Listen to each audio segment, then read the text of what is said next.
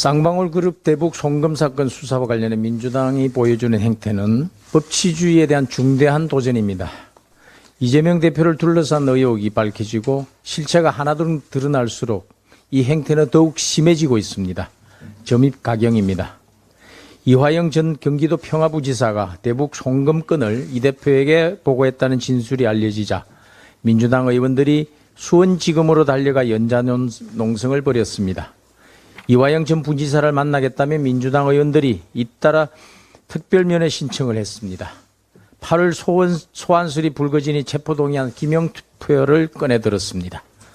이화영 전 부지사를 압박하다 안 먹히니 김성태 전 쌍방울 회장에게 대해 검찰이 봐주기 수사를 한다고 했습니다.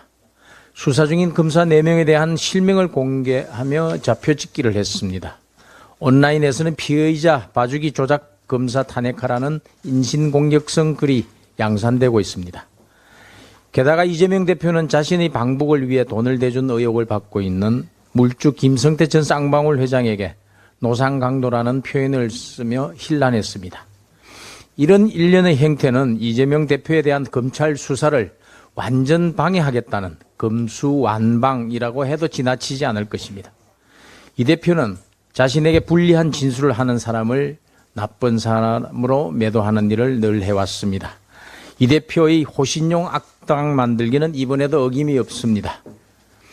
대장동 사업과 관련해 대면 보고를 해온 실무자에 대해서는 누군지 몰랐던 사람이라 하고 이 대표에게 불리한 진술을 한 유동규 씨에 대해서는 도무지 믿을 수가 없는 사람이라고 했습니다.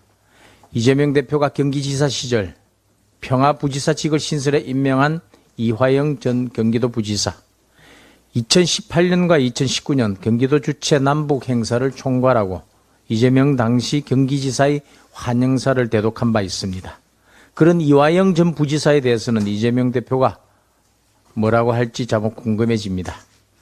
이재명 대표는 최근 검찰이 구속영장을 청구하면 얼마든지 조사에 응하겠다고 했습니다. 국회의원 불체포 특권도 포기하겠다고 공언했습니다. 이런 마당에 뭐가 그렇게 두려운 것입니까?